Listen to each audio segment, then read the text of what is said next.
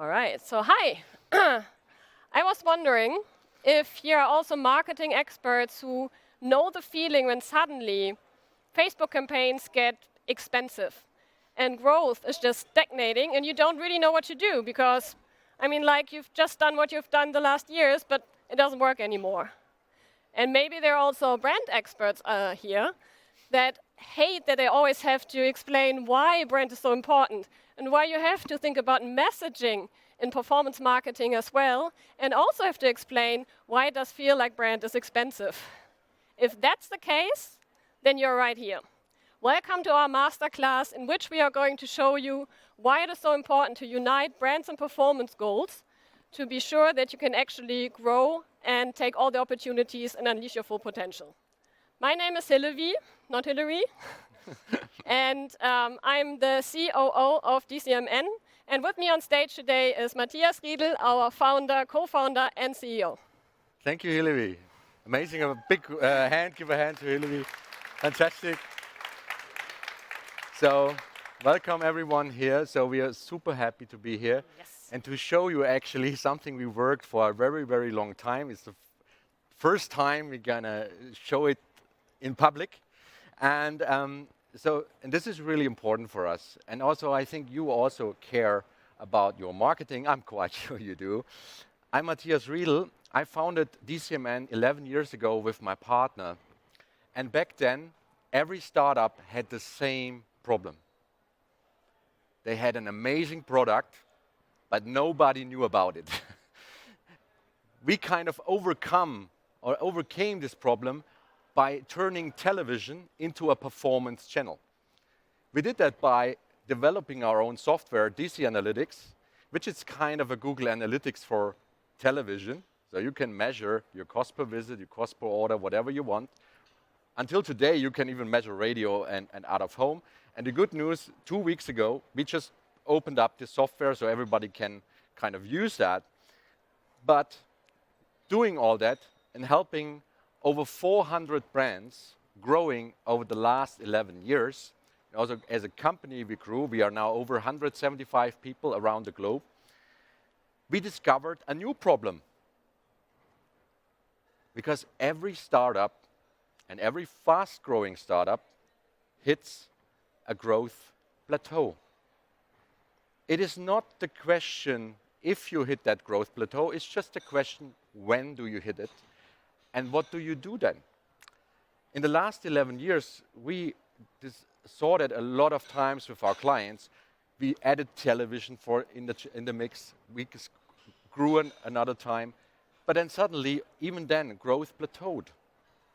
And unconsciously, we came up with a lot of solutions that helped our clients to overcome, again, this growth plateau.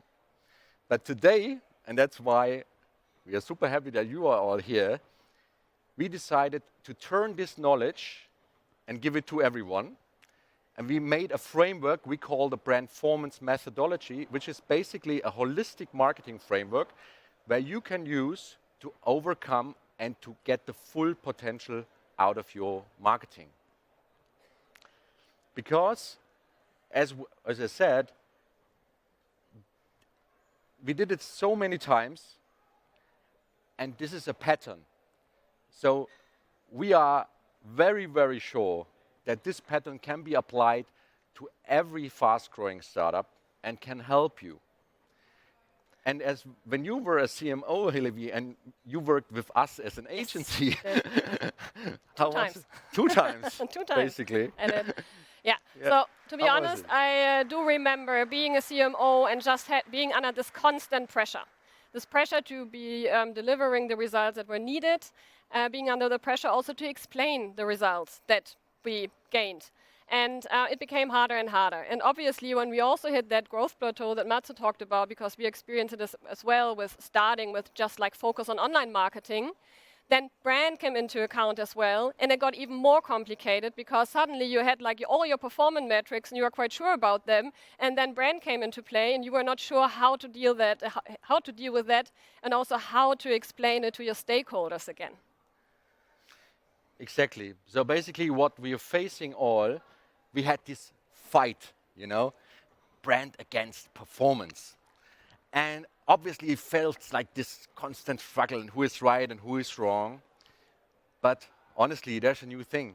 The world is not black and white. The world is full of colors and it's diverse. And even why do we treat marketing like this? You know? So it's not brand or performance, and it's brandformance. Those two things have to go together and not against each other. Yeah, because let's be honest, when you look at that slide, I mean, like that's how we did performance most of the time. You were just in the realm of the safety net of performance because you had one issue, that was growth, obviously, and you had to tackle that. And you just went for performance marketing because you could measure it, you could explain it, so it felt safe. Then you hit that wall, and you somehow, I don't know, start talking, for example, to Facebook or Google or the other big networks, and the solution they're starting to offer are upper funnel approaches, and they feel expensive. So brand also started to become this big, expensive thing, but you somehow had to mix it into the mix, and you were not sure how to do it. But I have to say, when I look at it now, it just all should have played together much earlier, because when we look at the next slide, I mean, with brand marketing, when we try to build the emotional relationship, when we try to really send across a message, it is important at every step we do, also in performance marketing already. I do remember the one time when I started my new employer at that time, and obviously I looked them up quite a lot beforehand, and I had the retargeting ad. It was of a guy that was screaming at me. And there was no connection whatsoever to the brand that I was working for.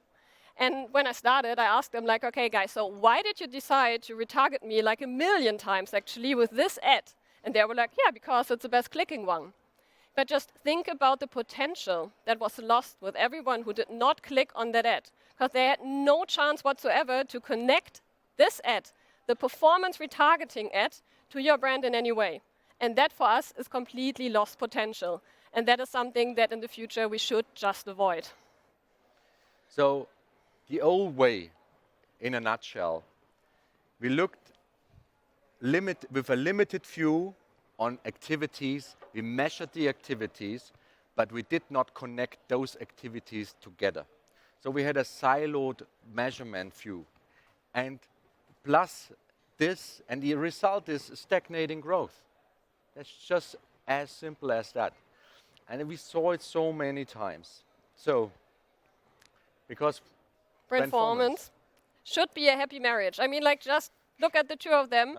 If they had stayed together 20 years ago, they would have had the perfect marriage. Yeah, absolutely. That's how brand and performance should work together, because otherwise...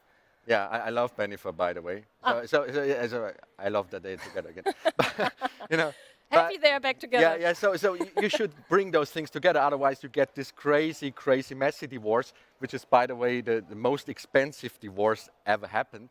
So we don't want to be Brangelina. Nope. We want Bennifer. You know. So this is really what it's about. Because we want you to stop wasting your marketing budget. We really want that you are able to really unleash the full potential of your marketing. That really everything, every impression counts to get your results, to get your growth. Yeah. We believe you may already have some questions. We will definitely answer them after our masterclass. Use Slido if you want to, because you can already type in the questions that arise while we are speaking.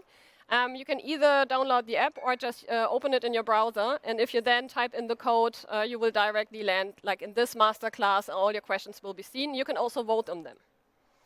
All right. Yeah. So let me do a deep dive a bit, because I mean, like, it's nice that we now explained a bit more what the issues are and where we are coming from and why we started doing that. But obviously behind that, there's more of an understanding, and I think it's important that we share that so you see where we are coming from and maybe can even use it for yourself. If we compare the two approaches, so going out without a brandformance approach, so you do performance, you may even do brand marketing, you just have the problem that you are not really looking at the root cause. So something that we saw, the pattern that Matze explained earlier, is that a lot of times brands come to us and ask us a single thing for like helping with TV growth, for example. And of course we do that. No, I mean, like, it's nice to earn money, but if we look into it, it's still for us asking the right questions to see if that really makes sense for the brand. Is that the root cause, that they tried everything else and it's not working, or are there more things attached? Because when you think about it, marketing is something you should look at holistically. It is important to look at all the different areas involved and not only silo it. So for us, it is really looking into the root causes instead of one single issue that you may be facing at that moment. What I'm going to show you now is something that nobody outside of DCMN has seen yet. It's our super simplified wheel of growth. So it's a tool that we internally work with. And I wanted to share it with you because we think it's important that this kind of thinking really gets out there. Because I know there are a lot of big brands who may have incorporated that already, but especially when we talk about the startup and digital scene, there is still this big gap between the two worlds of brand and performance marketing. What we are doing here is, when you look at it, obviously it's a centrifugal, client-centrifugal approach. So for us, it is absolutely important to know everything about the client. We actually want to be you, because that is the best thing we can do in terms to be able to understand you. But everything is also encased in data, because we are also coming from a data background. I mean, like as Mats explained, our first product was performance-driven TV. So obviously, data is something that we absolutely believe in, and we also believe it should be applicable for brand. And then we have 4 phases in which we really want to do the deep dive. And let's do that now. So on the right side, you will always find the checklist. So those are just some of the questions that we ask ourselves once we start working with a brand. So these are questions you can also start asking yourself once you think about doing marketing for your brand. In the first phase, the research and challenge phase, this is actually the biggest one that we have. Because in this phase, we are going to question everything. So when you come to us with an issue, we will also really challenge the issue itself, because we want to look into market research, competitor research. We want to know what the others are doing, what you are doing, what you have done so far, who your target group is it the right target group? Has it changed over the years maybe, because that's also possible. So everything you can imagine in this phase really should be looked at on and then also challenged. So if you come up with KPIs, we are already super happy if you do that, but also challenge your own KPIs. Is it really what you want to achieve, and have you looked at it completely and from all angles? We also really will challenge products, because that's something you should do as well. Never start with marketing too early, because that will hurt your brand. Rather do it when you really feel product fit is set and you know exactly who you are and how you want to be out there. Next phase, the strategy part. I think something that all marketing people really love, also something we love, but for us here is also the phase where you really need to do the deep dive, not only into your marketing ideas and how you want to do a channel mix plan, but also what your brand looks like. Is the strategy set up right? In terms of the target group, is everything fitting what you're doing? And also creative strategy. You should never forget that part. It is extremely important. That's why we also have our own department here to make absolutely sure we can challenge that as well and create the best strategy together with everyone. Then operational execution, I think, is something every marketing expert is quite familiar with, because operational excellence is important for every one of us. It's our day-to-day business.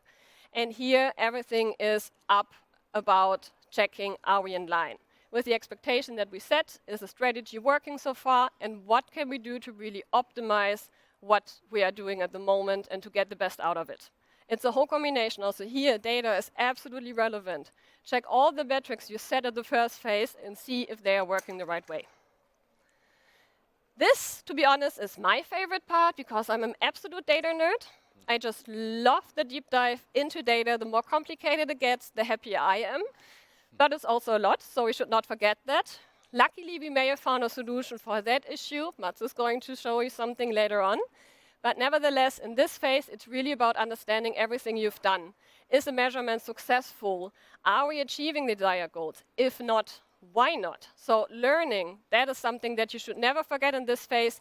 Everything you do, you should gather all the learnings that you have, and you should not forget them for the future as well. So even if maybe you do a new campaign a year later, you should be able to understand what you've done before and really make sure that everything is ready and set. So you can go into the thing that I believe most people really dread as well, and that would be forecasting. But that's also, in my opinion, one of the funniest things to really understand where you can actually head with your marketing. It's all nice in theory, right? I mean, like I can talk a lot more about this, also go in really deep details, but it's also nice to see it in action. Luckily, one of our clients was so nice that we were able to share one of their successful stories with you, and that is Omio. Omio obviously wanted to do a bigger marketing campaign to show their new brand a couple of years back. Corona hit, we all know that, so we had to postpone it a tiny bit, unfortunately. But then we really went out and wanted to make the Omio brand known. Goal was also to increase the brand awareness by 5% points and maximize reach as much as possible with a desired budget. Thinking back about the wheel of growth, what did we do? Research, obviously. We really did the deep dive, we did analysis, because we have our own insights team, so we had the chance to really look into the possibilities and countries. And to be honest, I think none of us would have thought that we would come up with Italy, because Italy was actually the country that showed the highest desire to travel again. Maybe psychologically because they were hit so hard, but in the end for us it was, okay, let's do it. If Italy is the right market, happy to go for it and let's do. Then thinking about strategy, since this was explicitly also about increasing brand awareness, because I mean, like it's important, especially if you do a rebranding, you should always consider the brand and brand awareness behind that as well. So we sat down and discussed it would be good to have like at least a 3-month plan, and it would also be good to have pushs in there because that increases brand awareness. So strategy-wise, we really did a deep dive. As you can see, did a national out-of-home campaign, a national TV campaign, and another one in Milan and Rome. And that's something I'm going to show you because it's quite funny. I don't know if you know it, but there's a long-standing rivalry between Milan and Rome in Italy. It's actually quite funny. It's a bit like Cologne and Düsseldorf in Germany as well. So they just have it with Rome and Milan. And so we decided creatively to jump onto that. And as you can see here in Milan, there was a super big billboard that actually said, the best thing about Rome is the train to Milan. And on the other hand, in Rome, we had this saying, go to Milan, buy whatever, spend money, buy whatever you want, because it's all about spending money in Milan, apparently, and invoice it again. And then come back to Rome and enjoy a nice carbonara. Something nice happened on the site. It got picked up by 2 satiric influencers and reached an additional 2 million people in Italy, which we obviously loved a lot. That's so you can see how important creatives are as well, right? What did we achieve? As you maybe remember, 5% were the goal. We actually achieved a 7% increase in brand awareness and a 2% percentage point increase in brand consideration. Doesn't feel like much, but if you look at the total numbers, that would be another 250,000 people who are actually really considering booking their next travel with Omio, which obviously is a super nice number. And in terms of performance, this is a number we can share. So the app itself got from place 53 to the 17th place in the iOS App Store. So we really achieved a lot of traction for Omio at that point. But again, I mean, like I talked about a lot about data now as well. And it's always difficult to really understand it and to see and how it's connected. So that's why I'm so happy to hand over to Matze, who will now show you something that's completely new. Just saying, completely new. Magic. Yeah, thank you, Hilary. Sure. So, yeah, we're going to show you today the brand performance power score, which is basically a very, very important thing if you want to apply brand performance into your marketing. Because usually you know that you know exactly where you want to go. You know your goals in marketing. You know what you want to achieve. But do you know where you are? That is the question. If you have your smartphone and you all came here to Hamburg, it's great. We are all at the same destination. But it's a big difference if you come here from Berlin or you come here from Cape Town. It's a different trip, right? You use different transportation methods. So, and as we don't have this GPS for marketing to tell you where you are, your smartphone does that automatically. We brought that to you. And our solution for this, it's our proprietary brand performance power score. It's very, very simple in the outside, very complex in the inside. So the Brandformance Power Score goes from 0 to 100 and has 4 areas: the creative area, the media area, the performance area, and the brand area. And each area can get a maximum to 25 points. And the higher the Brandformance Power Score is, the more efficient is your marketing completely. So that looks pretty simple. I understand. I'm gonna show you an example. A brand everybody knows, Zalando, you know? Okay, everybody knows of Zalando. Everybody can think about it, doing very, very marketing. So is this reflecting? So we see at Brandformance, and by the way, this is third-party data only, okay? This is third-party data only. We can do this for every brand. So Zalando shows a Brandformance Power Score of 80, which is pretty good. We analyzed over 3,000 brands so far, and we can see that 80 is pretty good. But you also can see in the areas that it differs, the scores in the areas.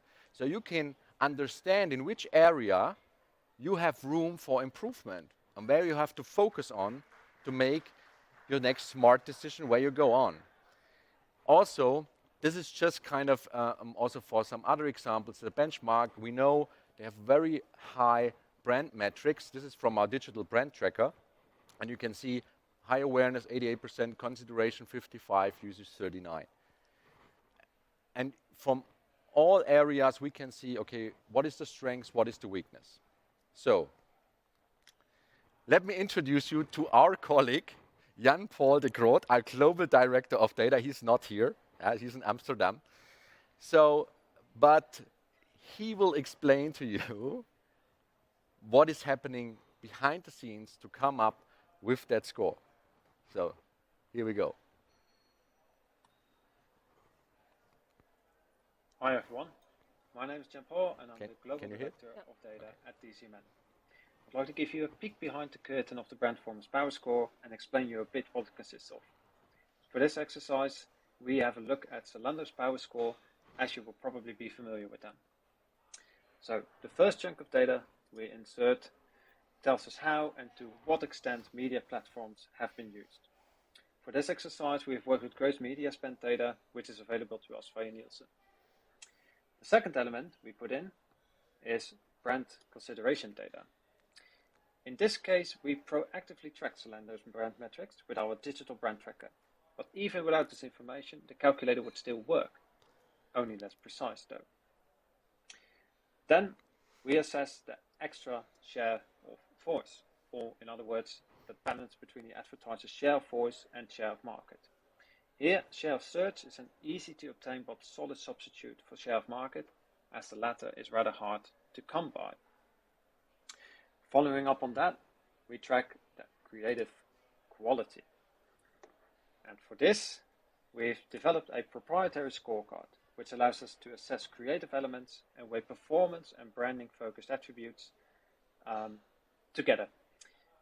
It's important to note that we do not solely rate individual ads, but rather the campaign in full. With all that information collected, the calculator produces full individual scores that add up to one total Brandformance Power Score. And I will shortly touch upon each one of these. So first of all, the media component, which basically involves the usage of different media platforms. The second one, the creative component, represents the creative quality of the campaign. In this exercise for Zalando, you will notice that this figure is actually static for 2021, as this whole exercise is reviewed as one campaign. The performance component indicates the short-term effect of the campaign, which is up to 6 months. And therein, we also included the media usage and the creative scoring. The same goes for the branding component, except this one is much more long-term oriented, up to approximately 3 years. In this example, there's quite some third-party data involved. Therefore, the current power score should be perceived as an external one that we can calculate from afar and allows us to benchmark and compare with other advertisers. Of course, if we partner up with an advertiser and work with first-party data, that would allow us to tailor the score and thus making it more precise. And this goes for all the ingredients. So media KPIs, the brand tracker, the creative scorecard, and also analytics data. Finally, the methodology, or the math behind it all. It is all based on a compilation of top-notch marketing studies and research, most of which are stated in this tab. But we also thoroughly tested the calculator, and on the back of over 3,000 runs, the coefficient averaged between 0.8 and 0.9. Therefore, we believe that the Brandformance Power Score is truly a powerful, holistic marketing KPI. Thank you. Go JP. JP. So that's the first thing you can do. You can know where you are, where you start to reach your destination you want to reach in marketing. Let me show you another thing what you can do. And now we have this example of Zalando.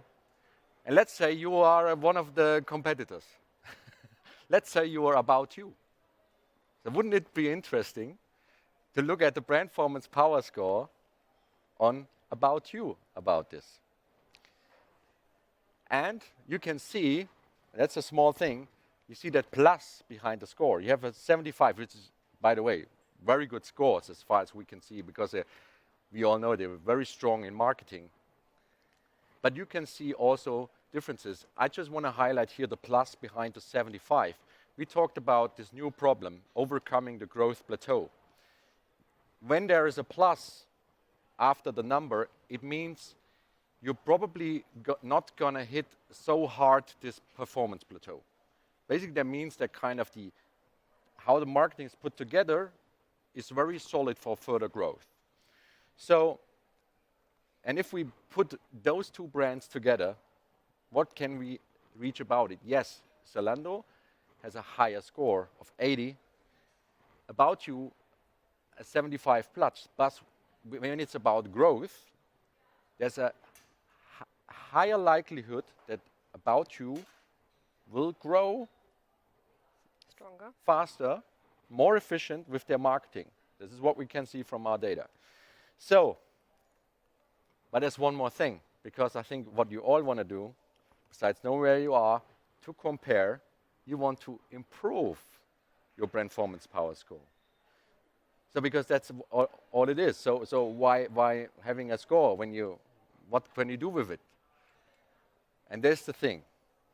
For the next exercise, we want to improve. We take a brand which we really love, and it's I think, a great brand. It's Lily Do. We love that brand.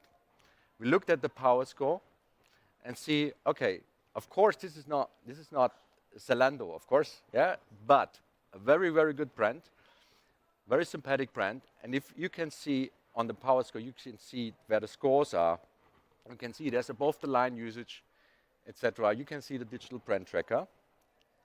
And now, with that data we have, we said, okay, what brand power score could be possible? So we can do this exercise. And therefore, I'm going to show you now the potential Brandformance Power Score. We can see, okay, this is the potential. So this is the potential where there could be an efficiency gained of like a lot of points, like 13 points. And on the example of media, because we see the potential of 6, and I'm going to show you that it's not just a number. The media part has a big improvement potential. And I'm going to ask Jean-Paul again. He will explain you how we come up with this and how this media score could be improved by 6 points to make the marketing more efficient. Hi, JP. Hi again. So to give you an idea how we calculate the power score's potential, I'll show you how we did that for Lily Do's media score. In the yellow cells, you will see Lily Do's media usage in 2021. Again, this regards gross media spend data from Nielsen. These budgets are an important component to calculate the score, which is currently at 14. With the help of our media planners, we draw up a plausible redistribution of budgets over media platforms, but we also take into account seasonality, making sure that we don't spread budgets too thin. And this is what we've done in the bottom part. As you can see, such a redistribution would already greatly benefit the outcome, boosting the score from 14 to 20. It's important to note that we don't go overboard with this exercise, as everything we optimized is based on ceteris paribus, meaning that all other components remain equal. In this example, you will see that the new score has the exact same budget as the original one. Of course, this exercise will become much more detailed and precise when we work with first-party data. Thank you. JP again. So, here's the thing. Now you saw what we are able to do with third-party data. Imagine the potential, what we could do with this KPI if we add first-party data into that. The potential is really, really huge. And this is exactly what we do. We add marketing data from you, from our clients. We get regular updates on the Brandformance Power Score and potential analysis where we can improve things.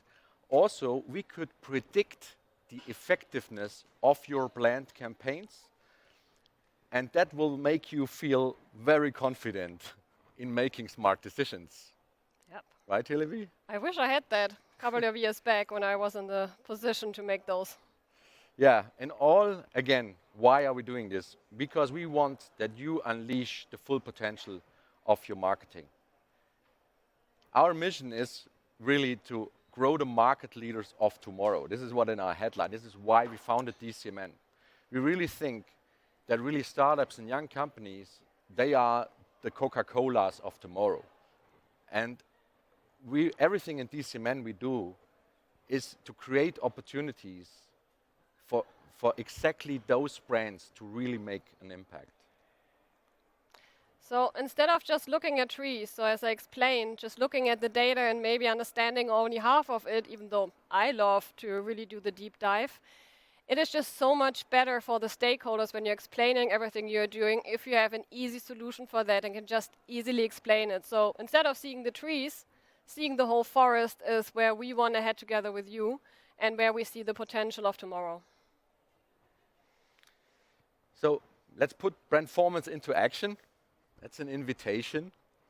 And we really think this is a very powerful tool. You can really amplify your marketing. And that's also why we have brought something for you. So you can win. If you go in brandformance.dcmn.com or scan the QR code, we're going to give away free consultations on this. So we're going to look at your marketing. We're going to really dive deep. We're going to analyze it. We see where are the growth opportunities and really help you to do the next step in your marketing. Oh. Yeah. What are our key takeaways?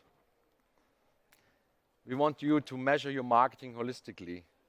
Really do it the Brandformance way, because we believe there's really the potential to go up. Don't focus only on the symptoms. So just the second you hit a plateau or the second you realize something is not working, then react. Rather look for the root causes. Are you really set up the right way? Do you have all the information necessary to make the right decisions to move forward? Everything counts here. It is really a holistic view on everything you're doing. And really turn your weaknesses into growth opportunities. This is really what we want, because then you can do things that nobody have thought you were able to. Oh. So, if you have any questions, also in the meantime, if you have not used Slido, we are also going to do a round later on. Yeah. You can also send us emails. You find our email addresses here. Happy to receive any kind of questions that there may be out there, and super looking forward to be in contact with you.